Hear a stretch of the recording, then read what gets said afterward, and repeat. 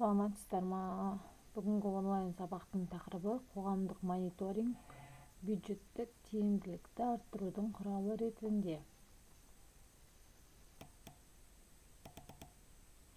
Коомдук мониторинг дегенimiz Коомдук мониторинг бул калктын, бийлик пен уюмдардын жумусун бакылоо аркылуу адилдик пен ашыктыкты талап этүү куралы болуп табылат. Коомдук мониторингдин түрлөрү.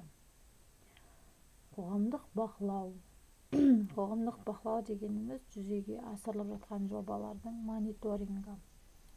Коомдук тыңдоо. Азаматтардын пикирин тыңдоо аркылуу чечим кабылдоо. Коомдук сараптама. Жоспарлуу иш-чараларга тәуелсиз бага берүү, яғни сараптама жүргүзүү. Ашык бюджет порталдары. Акпараттын ашыктыгы менен эсептүүлүктү камтамасыз этүү.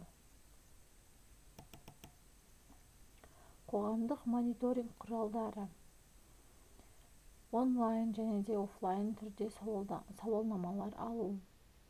Жалпы коомдук мониторинг дегенimiz түшүнүктүрүздөр го, жалпылама.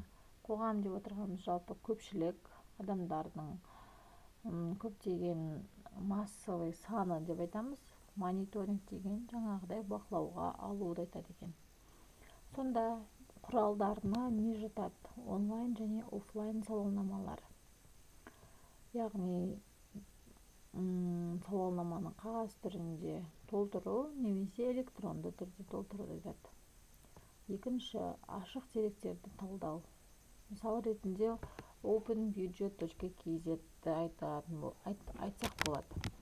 Яғни бұл жерде Open бюджеттің ашықтығын, осындай сайт бар, сол сайтта бюджеттің ақша қаражаттары қайда жаратылып жатқандығын, мақсаты қандай екендігін барлығын бақылап көруге болады.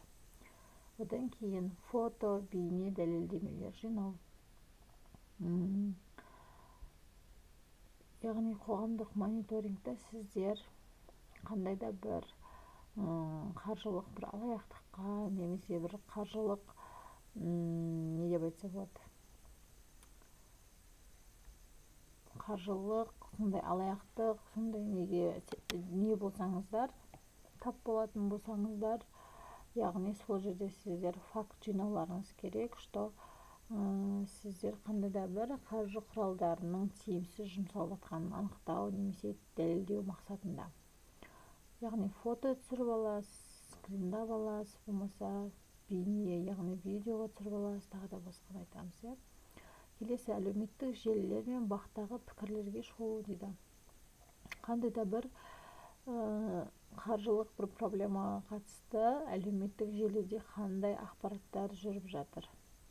Газеттерде, журналдарда, немесе жаңалықтарда сол қаражатқа, қаржыға қатысты қандай мониторингке қатысты қандай бір ақпараттар, дұрыс ақпарат немесе теріс пікірлер жүріп жатқандығын сіз анықтап, сіз пікірлерге шолу жасайсыз.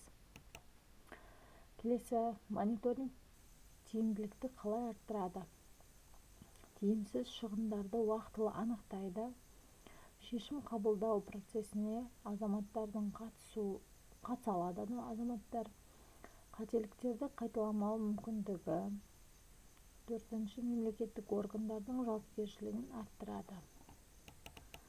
Қазақстандағы тәжірибесі, яғни ашық бюджет платформасы арқылы мектеп, аурухана, жол жөндеу шығындарын бақылау, адалдық алаңы, саналы ұрпақ жобалары, қоғамдық кеңестердің бақылау рөлі секілді Қазақстанда осындай практикалық тұрғыда осы істер іске асырылуда.